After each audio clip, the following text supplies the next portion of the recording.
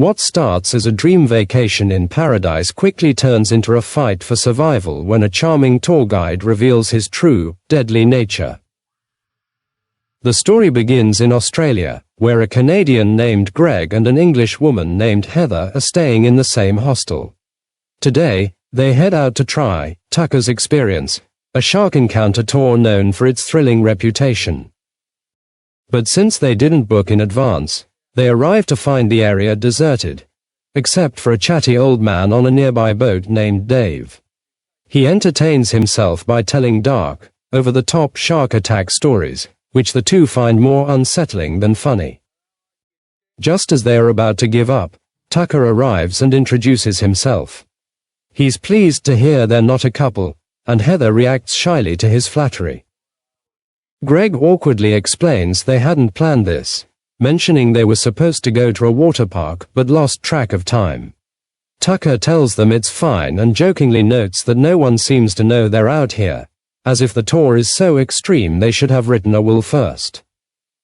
Greg is excited, eager to swim with sharks, while Heather laughs nervously, still hiding her fear. They set off, and Tucker shares his own story, showing a news report about a shark attack he survived as a child.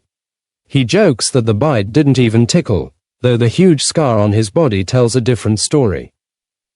The light mood shifts when Heather asks who looked after him, and Tucker reveals he grew up alone. It's finally time to dive. Heather nearly backs out at the sight of the first fin, but Greg tries to calm her. Tucker suggests they hold hands, close their eyes, and meditate, claiming it's an old sea tradition. Then, he suddenly starts singing Baby Shark, making Heather laugh so hard she actually relaxes. Before she knows it, she's locked inside the cage with Greg, surrounded by several sharks. The fear quickly fades as she grabs Greg's arm and begins to enjoy the beauty of the moment. When time is up, they climb out, amazed by the experience. Greg thanks Tucker for fitting them into the tour, only for the dream to instantly turn into a nightmare. Without warning, Tucker stabs Greg with a knife and shoves him overboard, leaving Heather frozen in horror. Not far away, in the Gold Coast region, a young American named Zephyr is living temporarily. At a convenience store, she meets a man named Moses, who's frustrated because he can't find the cable he needs for his car. In the parking lot, Zephyr discreetly dumps her soda into the trash to reveal an ice cream she had hidden inside the cup to avoid paying for it. A few minutes later, she runs into Moses again. She tries to act normal, but he hints that he saw her stunt and could report her, unless she lends him the cable. When she reacts angrily, he changes his tone and explains he's walked several blocks in the heat, just trying to get a ride back to his car. On the way, she asks about his formal clothes, and he says he's a real estate agent. Despite the rocky start, the two bond over a shared love for surfing and even discover they like the same music. Zephyr lets her guard down and spends the night with him. By morning, while Moses is smitten and cooking breakfast, Zephyr is already gone, uninterested in attachments. Later, while parking her van at the beach, she remembers her surfboard leash key is still at his place. She spots a truck nearby and starts looking for a spare key she can use, even calling out that she plans to return it. But she's startled when the truck's owner approaches. It's Tucker, grinning as he notices her predicament. He offers her a leash key as a gift, saying he has plenty, and praises her bravery for surfing alone. Not intimidated, Zephyr points out that Tucker is also alone, thanks him for the gift, and says goodbye before adjusting her board. Then Moses sends her a photo of the feast he prepared, adding some drama, and asks if he can go surfing with her. Zephyr types yes at first, but then changes her mind, replying more coldly that the ocean is open to everyone. She never gets to see Moses' response, because in the next moment, her head is shoved into a plastic bag when Tucker attacks her from behind. After overpowering her with a chokehold, he injects a sedative to keep her unconscious and tapes her mouth for extra precaution. He then hides her inside a board bag and takes her to the docks. Dave's dog starts barking as soon as he arrives, but Tucker silences it with a threatening glare before locking up his hostage. Meanwhile, Moses still hasn't given up on impressing Zephyr with treats. Soon, he spots her van parked near the beach. While he tries calling her, Zephyr wakes up, her mouth taped shut, one wrist handcuffed to a bed. Panicked, she rips the tape off and starts asking questions to Heather, who is handcuffed to the bed beside her. Heather explains they are trapped in a compartment on Tucker's boat and apologizes for the foul smell coming from a bucket, revealing she has been held there for some time. Hearing this, Zephyr panics and screams for help, but Heather cries, assuring her no one can hear them. The boat is already far out at sea, with no other vessels nearby. The compartment is in the storage area, and a warning sign on the door states it must always be kept closed to avoid accidents. Heather brightens when she realizes Zephyr might have useful skills in this situation and helps her search for something sharp to break the handcuffs. But Zephyr's confidence shakes when she notices a woman's name scratched into the wall, a chilling sign that they aren't the first victims, and the others likely never made it out alive since Tucker is still free. While Tucker calmly fishes on deck, Zephyr asks Heather if anyone will be looking for her.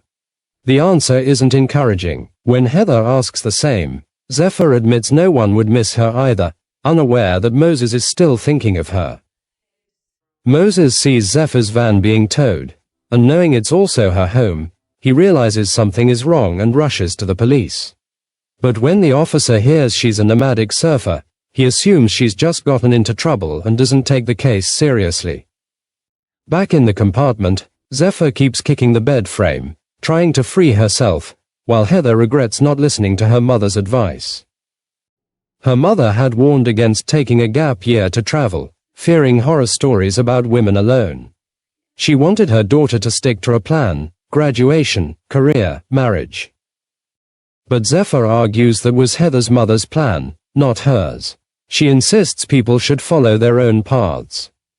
When Heather asks about Zephyr's family, she explains she grew up in orphanages in America before deciding to move as far away as possible. In the middle of their conversation, Zephyr notices Heather's bikini top. Heather removes it, pulling out the wire from inside and tossing it to Zephyr, who begins working on the handcuffs. But when they hear footsteps approaching, she quickly hides what she's doing. Tucker walks in with snacks for his hostages. Heather freezes, torn between quenching her thirst and worrying that her topless state might make him suspicious. Thirst wins out, and Zephyr distracts the captor by demanding her food in a firm, commanding tone. Tucker takes the bait and launches into another speech about predators, making it clear that there is only one alpha on that boat. As soon as he leaves, Zephyr hands the bikini back to Heather and hurries to unlock her handcuff. But she suddenly feels cold sweats and dizzy. Only when Heather faints does she realize there was something in the water they drank. In her panic, Zephyr drops the wire onto the floor. Tucker returns, confiscates it, and waits for her to lose consciousness as well. Zephyr wakes up handcuffed to a chair on the deck and sees Heather trapped in a crane-like rig. Tucker sets up a video camera, delivering yet another twisted monologue, this time praising sharks as the most powerful species on Earth. He cuts a lock of Heather's hair just as she begins to wake up. Zephyr watches in horror as the crane lowers Heather toward the surface, realizing he plans to feed her to the sharks. Heather screams and thrashes while Tucker films the scene. A shark appears and bites her, thrashing violently. She's still alive when her right leg sinks into the water, but the predator pulls away, satisfied. Tucker films every moment, even capturing Zephyr's reaction at the end. Back in the storage compartment, Zephyr discovers more names scratched into the wall, hidden beneath a coat of paint. Tucker celebrates his cruelty with a disturbing dance, storing Heather's hair along with the videotape inside a cabinet already filled with similar trophies. He prepares the next sacrifice, writing Zephyr's name on a tag. By the next day, Heather's head is far from the boat, floating in the water. But Moses's thoughts remain locked on Zephyr, especially after he discovers something drifting that makes him even more suspicious. When Tucker comes down with the day's meal, Zephyr kicks the tray in anger and tells him he should look in the mirror, because he has more in common with worms or ocean trash than with sharks. He keeps a furious expression but refuses to lose his composure, instead mocking her about the bucket to remind her of her humiliating situation. Little does he know, that comment inspires her. Once alone, Zephyr dismantles the bucket and sharpens a piece into a weapon. Meanwhile, Tucker eats dinner while replaying Heather's death, then prepares another syringe. But when he moves to inject it, Zephyr suddenly drives the makeshift knife into his neck and snatches his keys as he falls. She unlocks her handcuff quickly and reaches into his pocket for more keys, but he suddenly wakes up. Zephyr bolts for the door and tries to trap him inside the storage, but he blocks it with his body. She flees up the stairs, but he catches her, stabbing the needle into her leg. She kicks him in the face, knocking him down, and runs to the upper deck, where she grabs the radio to call for help. The dizziness starts to hit hard, but when she glances out the window, she spots a nearby boat. Fighting to stay upright, she waves frantically and tries to scream, but her voice is barely audible over the loud music from the party on that boat. Tucker reappears, amused by the sight of her clutching the video camera tripod like a weapon. Seeing she doesn't have the strength to attack, Zephyr instead throws the camera into the water, then rolls off the boat. She faints right after hitting the sea, but her arm gets caught on a hook that begins pulling her back. Still worried about her disappearance, Moses uses an app with access to security cameras along the beach and spots a tow truck passing right behind Zephyr's van. Thinking the driver might know something, he zooms in on the truck's logo and finds the number for Tucker's experience. Since no one answers, he leaves a message asking Tucker to call him back, without explaining why. At the same time, Tucker makes a risky return to the docks to get another video camera. Dave is surprised to see him so soon and tries to give him the phone number of some wealthy clients interested in a tour, but Tucker impatiently turns away. Moses arrives while Tucker is still in the shop, delayed by heavy town traffic and a young woman walking by who catches his attention. With Tucker away, Moses starts snooping around the boat and hears pounding from inside. He breaks a window on the deck and rushes into the storage area, not knowing Tucker is already on his way back. Inside, Zephyr is handcuffed to the bed. She urges Moses to call the police and find something to free her. Trying to do both, he climbs the stairs with his phone to make the call, only to be knocked down by Tucker as soon as he reaches the deck. Hearing someone answer on the other end, Moses tries to yell, but Tucker beats him so badly he can't speak, then throws the phone away. Enraged by the intrusion, Tucker corners Moses against the wall and raises a hook for the killing blow. But Moses suddenly fights back, hitting him with a shopping bag and briefly turning the tables.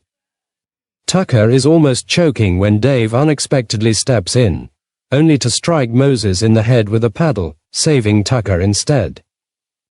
Now that Zephyr is without the gag, Dave finally hears her shouting for help and begins to realize the situation is far more serious than he thought. Before he can process his mistake, Tucker strikes him in the forehead with the hook's tip, sending his dog into a barking frenzy. Tucker studies a map, plotting his next, macabre, route, and locks Moses in the storage with Zephyr. Moses apologizes for failing to rescue her and tries to get her to open up, but she coldly pushes him away, saying she's better off alone. Then the boat begins to slow, and from the horror in Zephyr's eyes, Moses senses something terrible is about to happen. Tucker soon comes down to get them. It's time for another meal. Zephyr is sedated, and when she wakes, she's back on the deck with Moses trapped in the crane and Dave's remains lying on the floor. Desperate to save him, Zephyr shouts that Moses isn't a tourist. His family has money, meaning people will never stop searching for him. Tucker doesn't care. he lifts Moses over the water as sharks circle below. In a last attempt, Zephyr begs to take his place, saying he's a good man who doesn't deserve this. Tucker mocks the idea and lowers Moses halfway into the sea, just like he did with Heather. The shark fins close in tight, and Zephyr can only tell him to stay completely still. Fighting his fear, Moses obeys, and surprisingly, the sharks don't attack. Tucker becomes furious when the sharks leave, but he refuses to give up on his twisted show. He pulls Moses back onto the boat, only to stab him in the stomach with a knife. Zephyr screams in rage at the cowardly act, and the sharks return as soon as blood hits the water. Suddenly, Tucker halts the crane and announces a short break. The Coast Guard helicopter is flying overhead. Forced to hide his actions, he locks the hostages away again. Still shaken by Moses's condition, Zephyr decides she will do whatever it takes to free herself. She forces her thumb to break, holding back the pain until Tucker leaves. Even then, she can't slide her hand out of the cuff, so she takes the most extreme step, biting herself until she rips her own thumb off. When Tucker returns, he only finds the severed finger on the bed. He doesn't see Zephyr hiding behind the door. She slips out, locks him inside, and runs to the cabin, spotting that the boat is anchored near an island. While Tucker fights to free himself, she finds a flare gun but is forced to fire it at him to escape. It only slows him briefly. He blocks her escape through the kitchen ceiling, grabbing her legs. Zephyr smashes him with a frying pan and stabs his hand with a knife, buying time to leap into the water and swim toward the island. Tucker spots her but is too far for the harpoon, so he chases her in a smaller boat. On the beach, a fancy party is underway, but the sand is empty when Zephyr approaches. Tucker's boat passes her, and he dives into the water, grabbing her face until she blacks out, dragging her back to the boat unseen. This time, Moses wakes in the cabin and screams. Zephyr is hanging from the crane, and a massive fin, much larger than the others, is cutting through the water toward them. It's a great white shark. Overjoyed, Tucker lowers her into the sea, even scaring away smaller sharks to make sure the great white feeds alone. In doing so, he loses his harpoon. Zephyr grabs it and frees herself from the crane. Tucker doesn't care. He's filming every moment, certain it will make his victory sweeter. Moses shouts a warning. The great white is back. Tension fills the air. Tucker breaks the silence by startling Zephyr, causing her to fall into the water. Underwater, she stays completely still, clutching her severed thumb to stop the scent of blood from spreading. The massive shark glides past her, turning away without attack. Tucker remains fixated on the predator, unaware that Zephyr has climbed back aboard. On tiptoe, she readies another harpoon and signals Moses to stay quiet. When Tucker finally turns, it's too late. She fires, hitting him square in the stomach. He splashes into the water, groaning and swimming desperately for the boat. Zephyr watches, ready to push him under, but doesn't need to. Something yanks him back. The great white erupts from below, clamping onto Tucker in a brutal leap. He surfaces one last time, caught perfectly on his own camera, before sinking for good. Zephyr exhales in relief, until the harpoon line snags her feet and yanks her overboard. Moses screams until he faints. Moments later, Zephyr resurfaces beside Tucker's lifeless body. She spots the party boat passing again and races to fire the flare gun. The other vessel is just a distant glow on the horizon when she fires and yells, but she sees it begin to turn. She hurries below deck, shaking Moses awake, and tells him she no longer wants to live alone. After everything she's been through, do you think Zephyr has truly escaped the nightmare?